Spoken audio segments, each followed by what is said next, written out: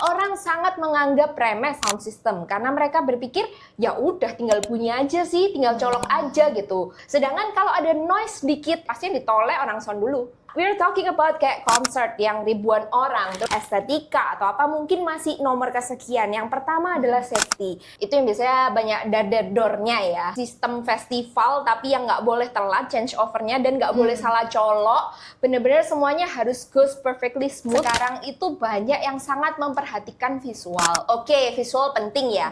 Tapi sound system itu sebenarnya jantung dari sebuah event. Hai Leludias. Jadi balik lagi ke podcast series kita hari ini.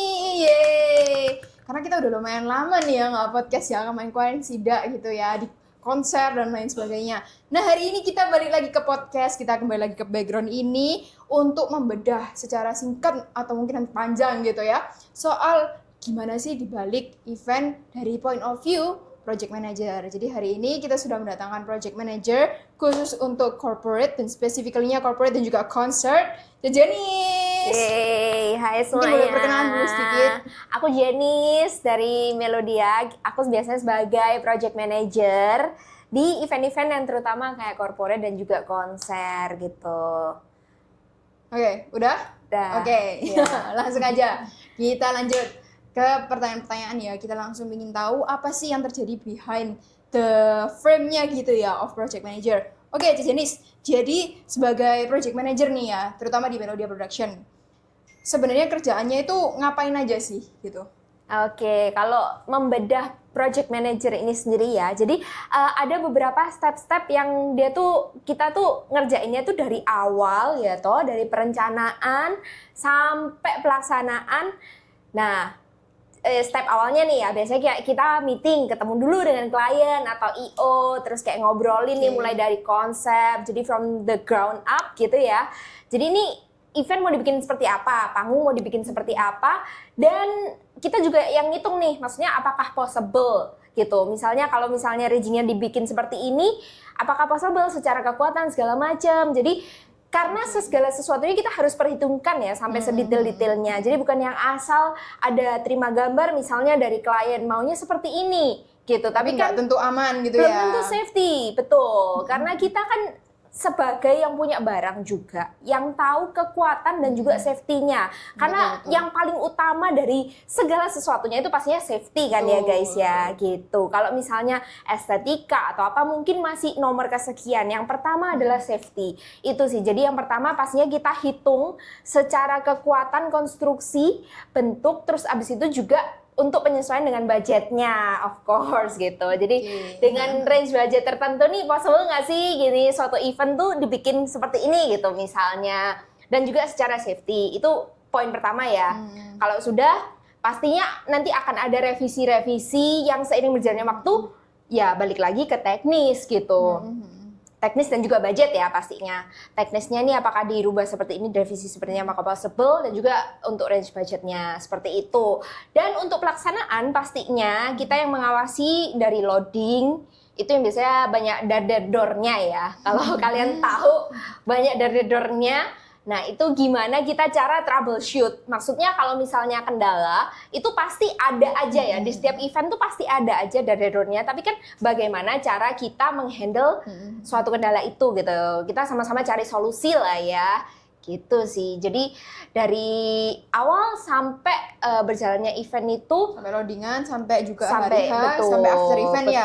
Betul. Seperti itu sih kurang lebihnya. Oke. Karena biasanya di event tuh banyak perubahan ya, kayak dari loadingan tuh entah Pasti misalnya natural disaster, misalnya hujan, itu contoh simpelnya ya. Iya. Jadi kita sebagai orang yang di lapangan tuh harus sangat fleksibel dan ya cepat beradaptasi gitu ya. Gitu. Dan problem solving lah ya. Betul. Oke, mungkin kalau tadi berarti kurang lebih kayak gitu ya. Kalau itu konser dan juga korporat ya. Iya. Nah, mungkin kita bahas lebih ke konser atau ya boleh deh sama korporat juga. Mungkin kan banyak orang lihat, oh konser atau korporat paling kan cuma berapa jam sih mentok-mentok gitu kan ya. Nah, dari sisi vendor produksi, proses di balik layarnya itu seperti apa sih sebenarnya? Misalnya tadi kita tahu nih, oh ya ternyata loadingan itu harus diawasin. Mungkin bisa di-elaborate more gitu, gimana sih atau apa ada sisi-sisi yang sebenarnya kita nggak tahu gitu. Oke, kalau sisi-sisi yang sebenarnya orang awam nggak tahu, yaitu banyaknya perubahan last minute, dar yang maksudnya secara apa ya, kita secara banyak sisi itu ketabrak gitu. Jadi misalnya seharusnya ini maju panggungnya maju berapa meter, tapi secara gambar nih harusnya estetikanya seperti itu gitu. Tapi ternyata di sini ada tiang gitu. Jadi pilihannya antara dimajuin lagi atau mundur sekalian gitu. Ya, jadi betul. beberapa hal yang seperti itu. Jadi kadang itu kita ditubruk dari, anggapannya ya kasarannya ditubruk dari ketubruk lah dari beberapa pihak yang akhirnya kita ya mau nggak mau benar-benar harus problem solving dan juga koordinasi ya sama teman-teman yang di lapangan pastinya. Ini enaknya mau dibikin gimana sih gitu. Gitu dan sih. mungkin kan kadang ada juga yang kayak nggak bisa pokoknya harus di sini, sedangkan tiang itu kan nggak mungkin digusur gitu ya. Betul, jujur kadang-kadang kita sebagai project manager di lapangan juga bingung ya gitu. Kadang kondisi di venue gitu ada tiang yang tidak memungkinkan untuk digeser. Tapi harus di situ gitu ya, di tempat yang itu harus menembus tiang gitu ya licinnya ya. Iya. Jadi mungkin itu sih. Untuk sulap sedikit gitu ya, gimana kita bisa menembus tiang gitu ya. Just joke guys. Oke. Jadi itu ya tadi kalau di behind-nya yang ternyata. Betul. Oke. Nah, mungkin itu termasuk nggak sih salah satu hal, mungkin ada beberapa hal atau hal-hal lain yang sering dianggap sepele gitu ya, selain itu tadi ada nggak sih, atau ya itu aja gitu padahal dampaknya besar ke produksi. Kalau ngomong gitu tuh aku selalu yang terlintas di kepalaku adalah sound system sih. Jujur, kalau di mana-mana sekarang itu banyak yang sangat memperhatikan visual. Oke, visual penting ya. Tapi sound system itu sebenarnya jantung dari sebuah event loh. Jadi kalian tanpa lampu, kalian tanpa LED, sebenarnya event masih bisa jalan gitu. Tapi nggak mungkin juga kalian tanpa sound system kan. Ya bisa sih kalau skala eventnya cuma 10 orang atau berapa orang lah, agak teriak sedikit lah ya gitu. Tapi kalau misalnya we're talking about kayak concert yang ribuan orang, terus habis itu corporate yang kayak gathering banyak orang gitu ya. Kayaknya nggak usah jauh-jauh ribuan orang, yang kayak event-event kecil gitu ya, apa kan juga masih. Iya, of course. Sometimes tuh orang-orang sangat menganggap remeh sound system karena mereka berpikir ya udah tinggal bunyi aja sih, tinggal colok aja gitu. Kayak kenapa diributin gitu. Padahal nih fun fact ya, dulu aku sebelum sempat belajar audio gitu, sebelum mendalami audio, aku juga orang yang sama gitu.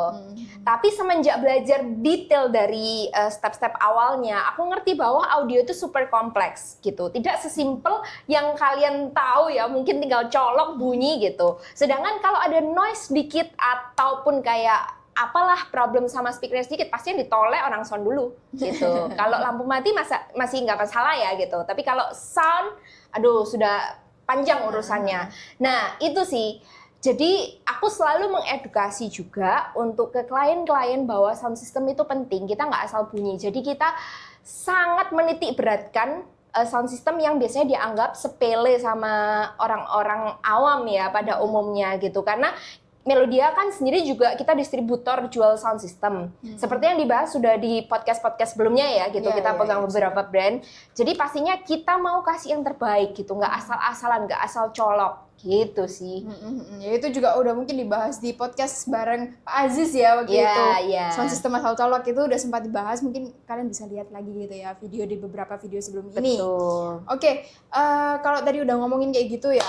Wah, berarti harusnya banyak momen yang mengesankan, banyak juga dar-darnya, banyak juga yang dan lain-lain sebagainya.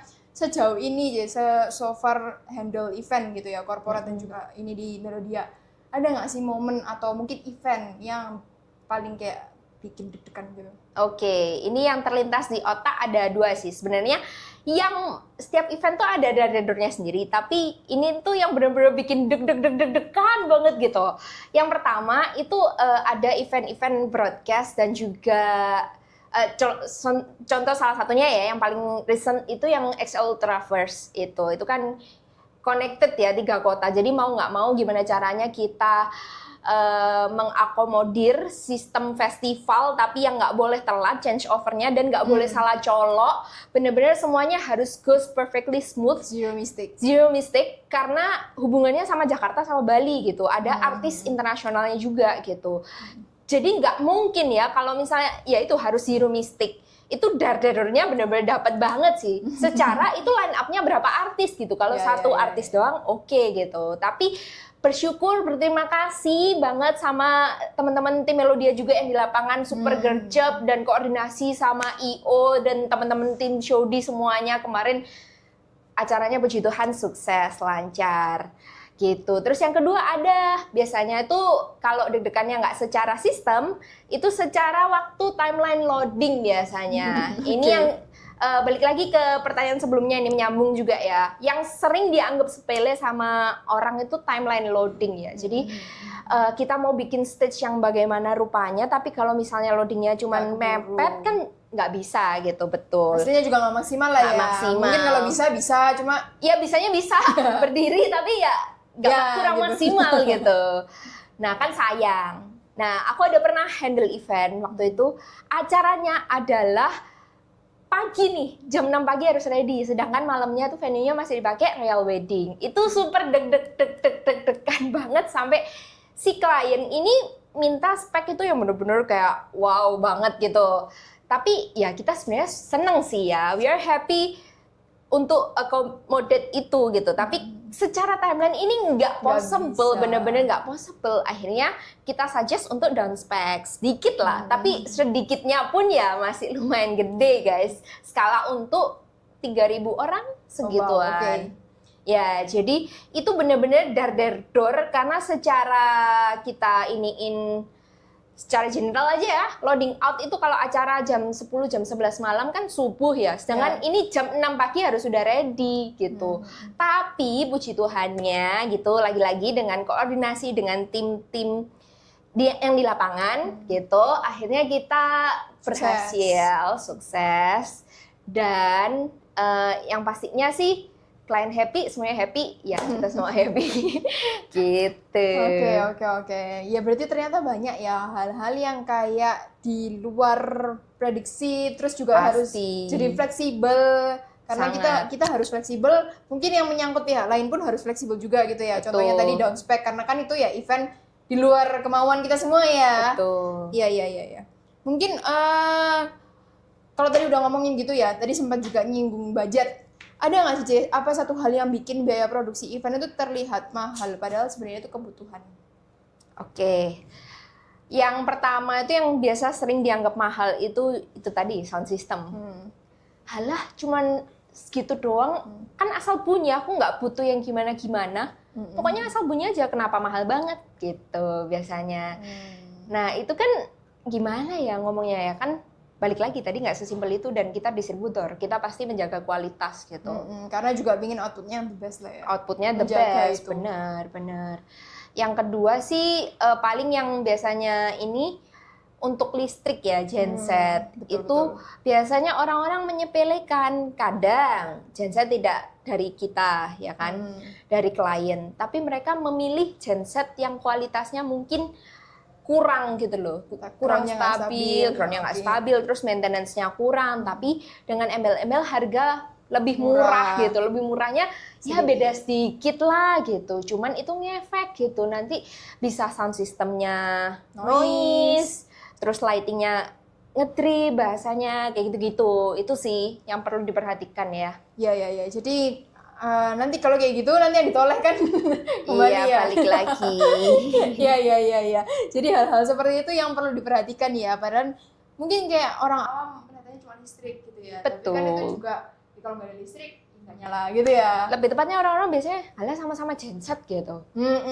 Padahal banyak faktor-faktor di balik itu. Betul. Apalagi kita juga mau kasih yang terbaik buat klien-klien kita, buat kalian semua ya kan.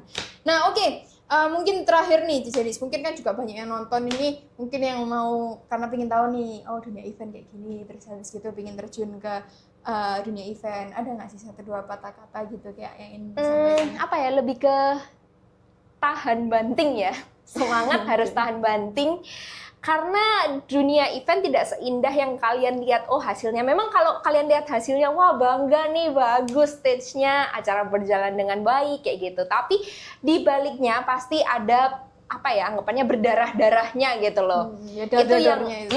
darah-darahnya, dan kalian harus siap gitu. Jadi kita kalau pekerja event bukan bekerja 9 to 5 ya, 24/7 lebih tepatnya. Tidak ada tanggal merah. 12 to 12 ya. Kalau perlu nggak 25/7 itu. Iya. Karena kadang itu gitu ya, ditelepon, ini ada ini. Tentu. Berangkat gitu ya. Subuh-subuh jam 3 lagi tidur, ngantuk ya kan, gitu. Ya.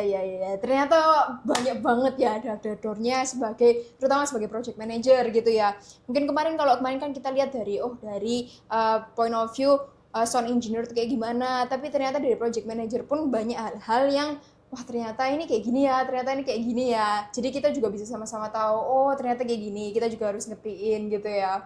Oke, such an insightful podcast. Thank you banget ya Janice buat podcast kali ini.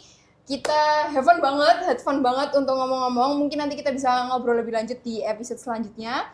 Tungguin aja, kita bakal post setiap video baru setiap hari Jumat jam 3 sore. So, see you guys and bye-bye!